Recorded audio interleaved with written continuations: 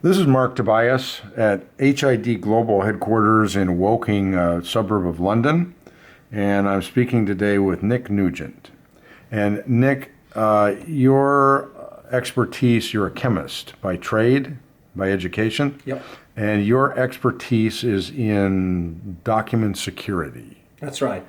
And you've been with HID for a while. HID is one of the leaders in the industry as far as document security identification, access control. It's a multifaceted organization, part of the Assa Abloy group out of Sweden. We have had a fascinating discussion about passports and identification, and HID is deeply involved in aspects of protecting identification documents and making sure that you are who you say you are. Where there's been a lot in the news of late with involving terrorist groups and access or creation of passports. How secure? I have a new biometric passport, as most Americans do. They're issued for 10 years. And interestingly, we discussed that passports have to have a 22-year life, which in this technical world is a very long time to use technology. How secure are our passports today, and how easy is it for somebody to either obtain a forged one, to make one, to alter one? I know there's many levels of protection, but bring this down to reality, because there's been a lot in the media, especially about ISIS generating or potentially generating passports in Syria. Where is the state of the art today? Yeah, first I'd like to say that passport security is increasing. Passports are more secure now than they used to be. New technology has been brought to bear to ensure that the document is resistant to the different types of attack that might take place. So as a general trend, passport security has increased over the last 20 or 30 years. The main components or step changes to that increased security in the last few decades has been first the advent of digital printing, whereby the applied photograph that we all used to have in our passport, protected by a simple laminate, was then replaced by a digital printed image of the person, which makes photo substitution a common threat of the 1980s and 90s, generally a thing of the past. And the next revolution in our industry was the advent of laser engraved polycarbonate within the data page of a passport or within a national identity or driver's license card.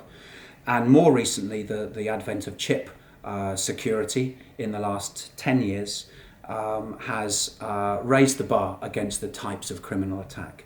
All of these things have meant that the criminals have had to use new ways to either produce their own documents or alter existing genuine documents or attack the system by which they apply for documents to which they're not entitled. So, and in America, of course, the driver's license is probably in most other countries is the primary identification document. Mm-hmm. And I just noticed that our Transportation Security Administration is going to refuse to accept driver's licenses from certain states because they don't meet the enhanced ID requirements. What's the difference between that and the Real ID Act of 2010 that all of our driver's licenses now have to comply with? There's a requirement, I guess, based on the principle that a chain is as strong as its weakest link. Right. There's a requirement, whichever document type you're considering, whether it be an international passport or a national document such as a driving license, to raise the standards and raise it in such a way so that the weakest link remains secure. What we have in the US with 60 plus issuers of driving licenses in the US and Canada for the state document is a requirement to raise standards across the board. Otherwise, the result can be weakened security, and the only way really to defend against that is to begin to refuse to accept certain documents if they are more easily compromised, if their track record has been shown not to be as secure. But I thought every state, the Real ID Act in 2010 supposedly addressed that. That's a US Act that I'm not familiar with the details of. So I know that this was the intention, but I'm not the person to be asking about the... And you do driver's licenses, you embed RFID, for example, in driver's licenses? No. As a general response to that question, although we produce the electronic inlays which can be used in national IDs, passports and driving licenses, there are very few US driving licenses or Canadian ones that have electronic security. But some do. Some do, yeah. This is an important component, and I think AMVA, the American Association of Motor Vehicle Administrators, the body that is looking to raise security standards across North American DMVs, they are certainly looking to improve security using electronic components. So when I was a kid in college, it was easy to alter our driver's licenses to go buy beer, whatever. Mm-hmm. Is that a thing of the past? It depends on the state that we're talking about. There's a huge difference across the board, whether we're talking about North American driving licenses or whether we're talking about passport security. Different issuers have different priorities for security. Some issuers might regard convenience as being as important as security. Others might want to keep the cost of their document down so their citizens aren't burdened with too high a cost for the document. So different issuers might value security differently. But as a general statement, those that value security highly are issuing documents which are significantly more difficult to alter than the driving licenses you speak of. So you noted that there are some governors in some of our states that are really not complying or refusing to up the security in their driver's licenses. That's not something I could comment on because, again, I'm not so familiar with the US situation. I think I could answer that by answering for passport security, states might choose to issue a lower security passport to keep the cost down, and so they didn't burden their citizens. Well, states don't issue passports, though. So when I say states, I don't mean states in North America. Countries, I mean countries that issue the passport might choose to put the cost of the passport above its security. In other words, to keep the cost down so as not to burden the citizen, for whom the document is an optional document, generally speaking, but may be used to open bank accounts and so on. They might choose to issue documents from a centralized location, which might be inconvenient for a citizen that might have to travel hundreds or even thousands of miles to get to a centralized location. So these are all considerations when an issuer makes decisions about the type of document they're going to issue to their citizens. And ICAO is the international standards body for passports. Yeah. Not for other identification documents. That's right. It's basically it's a UN, United Nations body, and in 1980 it published the rules to ensure that passports were globally interoperable. And so all the OCR that was introduced, 20, 30 years ago? Well, yeah, in fact, 35 years ago, OCR first became, the rules would be written for that, and then passports could then be issued according to those rules, which would ensure that a citizen getting off a plane anywhere in the world, whose readers complied to those rules, would then be able to read the document from that person. However, although the rules have been available since 1980, it was only in the last 2 months that the deadline passed for all countries to use these rules for optical characters. So that's why the ICAO is involved.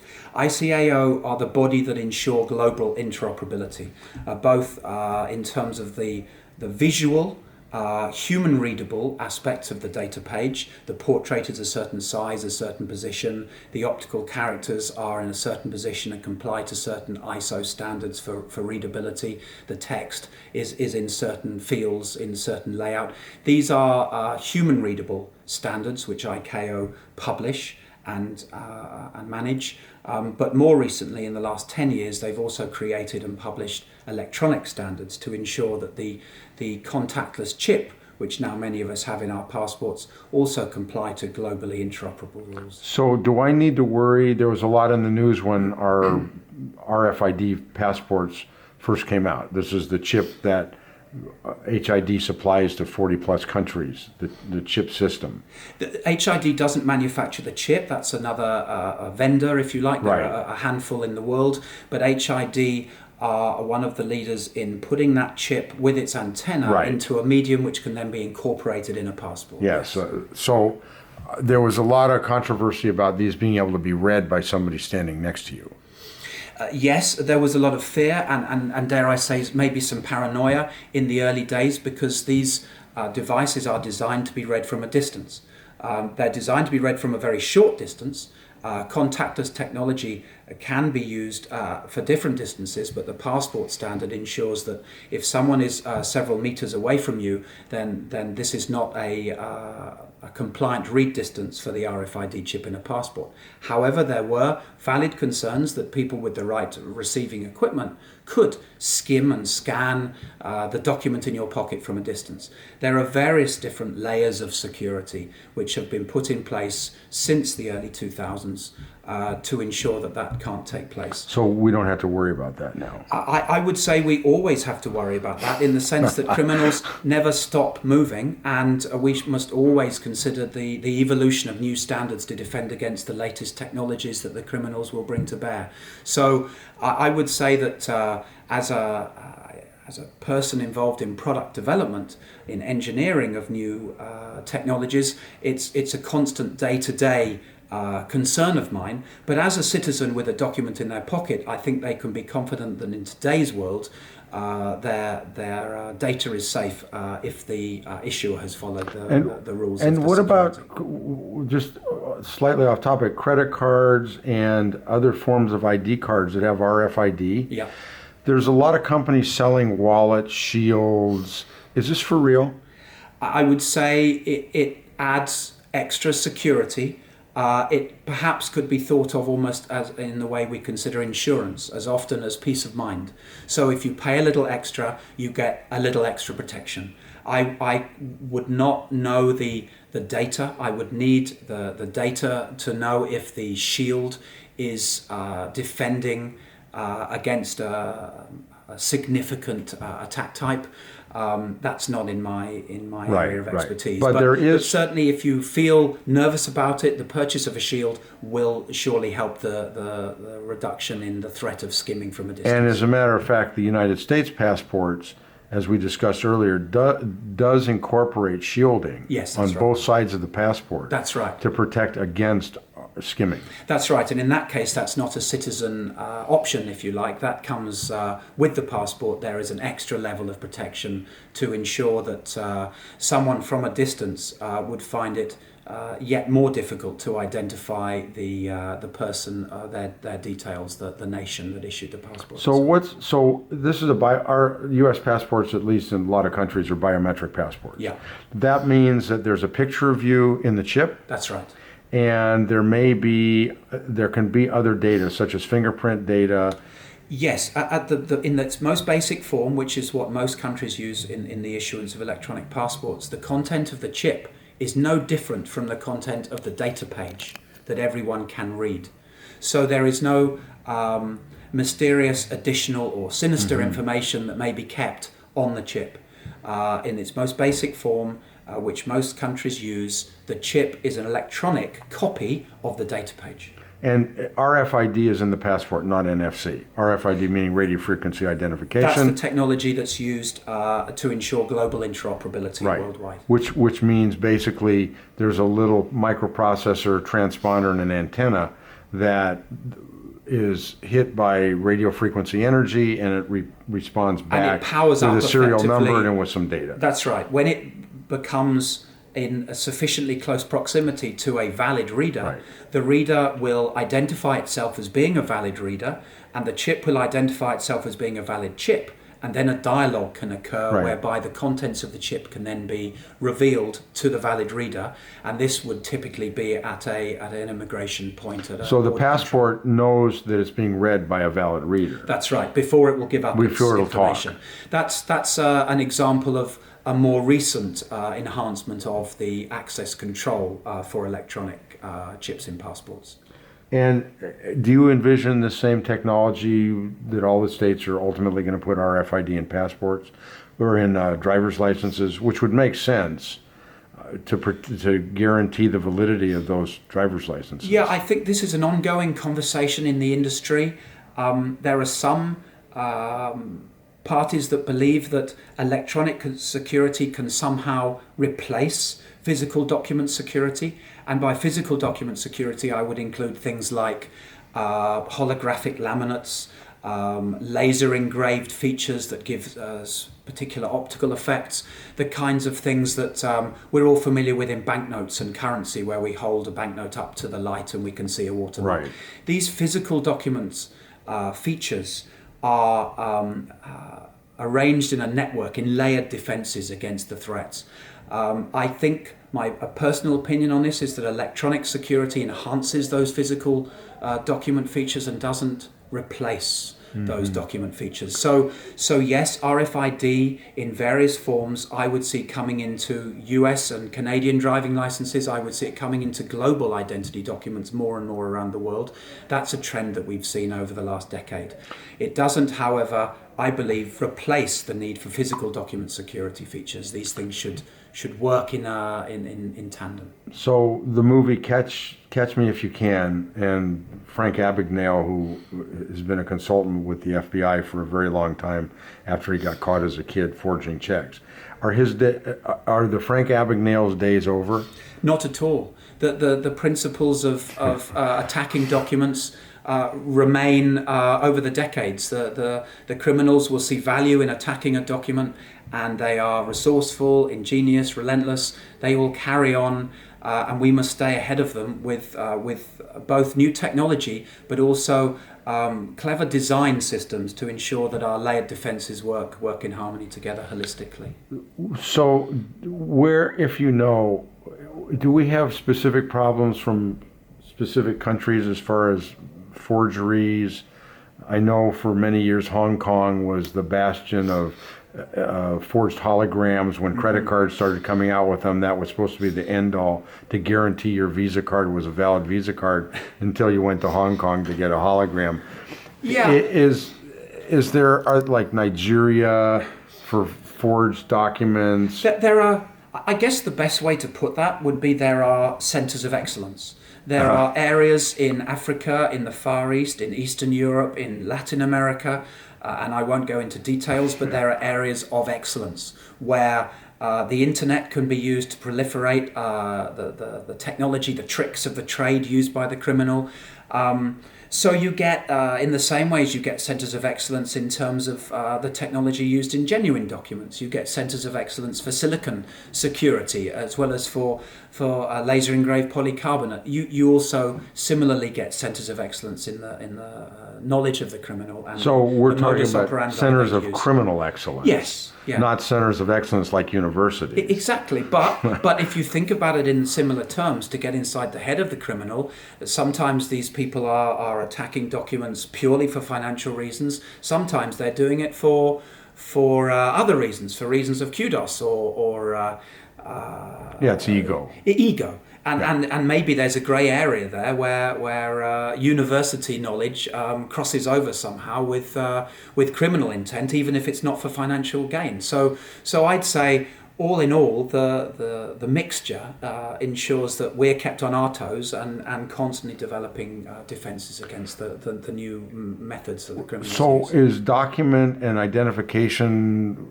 hacking, this is a subset of cyber hacking? Well, you could argue the opposite, that electronic hacking is a subset of document hacking.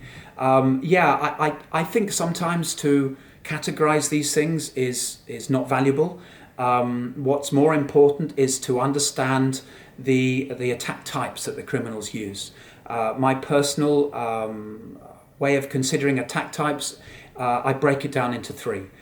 Criminals either counterfeit a document from scratch, they make their own, or they take a genuine document and they alter it, they tamper with it, they try and change the face or other details on the document. Or the third attack type is where they attack the system and they pretend to be someone else in order to get a genuine document through genuine means, but the document to which they're not entitled. And those attack types can be broken down as the bad guys either make it, take it, or fake it. Right. And if we think about those attack types and understand those attack types for a particular passport or a particular driving license, that's when we can start to build the best defenses by knowing the methods the bad guys use. So do you think, by and large, we're safe with the increased threat from terrorist groups, and they all want passports that will get into the United States, into the UK, into Canada? How secure are we, or do we still have a long way to go to make sure that they can't make documents, fake documents, alter documents? It's saying, do we still have a long way to go, suggests that there's an end to the journey. I don't believe there is an end to the journey because the criminals will constantly revert to using the new technology to attack the latest documents. So it's a never-ending process. Are we safe? I don't think we could say that any document is ultimately uncounterfeitable or unhackable. Yeah. Every single document has features in it which can be attacked. And if enough resources are put on the effort to compromise a document, it can be compromised. What is more of a principle in our industry is to ensure that it's not worth the while, the time and the trouble, the money and the resource for the criminal to attack any particular document. And that's my aim, is to ensure that technology makes it hard enough so that they choose to go somewhere else. Go somewhere else or another method to carry out the business. Well, and you pointed out in our earlier interview, for example, there's been a lot of fraud with banks, with people using phony passports or forged passports to set up bank accounts and then to steal money. The flip side of this problem is the lack of training in the clerk, the bank teller, the bank officer, in really understanding document security to know whether he's looking at a real document or not, just like if he's looking at a real check or not. It's a very valid point, and one where we can consider the differences between passports and, say, currency. We all have to become our own examiners when it comes to currency. We all have to know a little bit about what a genuine $100 bill should look like, otherwise we might be accepting fakes. Right. That doesn't mean that we are fully trained, and indeed good fakes could easily pass into our pockets and wallets and back out again.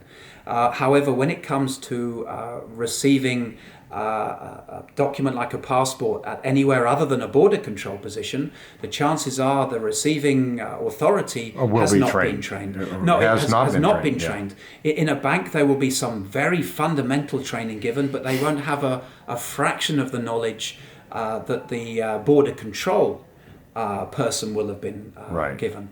Having said that, there are organizations available now that can avail their services to banks so that any suspicion, any doubt can be double checked with knowledgeable people and systems that are available to banks. It's a fascinating subject. It's a fascinating industry. Yes. Nick, thank you very much. Thank you very much, Mark.